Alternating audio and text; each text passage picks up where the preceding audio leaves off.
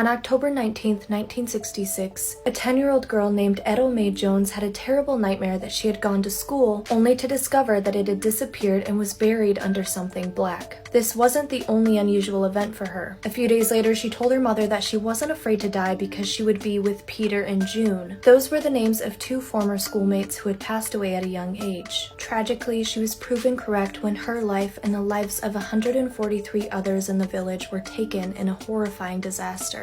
The Welsh village Aberfan became victim to one of the worst mining disasters in history after a spoil tip, a massive heap of coal waste, was sent sliding down the hillside, burying the school where almost all of the village's children were in attendance. 3 years prior, the village's school sent a petition to the National Coal Board complaining about the danger that the spoil tip posed. And although every mining community had spoil tips, this particular one was a problem because it laid on top of porous sandstone with underwater springs beneath. It had already slipped in 1965, but no one was hurt. The NCB didn't want to investigate the problem and suggested that if the town made too much of a fuss, the mine would be permanently closed, which would devastate the town economically. The spoil tip had sank 20 feet by 7:30 on that fateful morning, but had it slid at this point, the number of deaths would have been significantly reduced because the children were not yet in school. Sadly, the mudslide came down the hill at 9:15 and hit 2 schools and destroyed almost 20 houses in the area as well. Hundreds of people tried to dig the school children, teachers, and people who lived nearby out of the wreckage, but it was too late. 144 people had died, 106 being children, in what is now known as the tragedy that cost a village its future generation.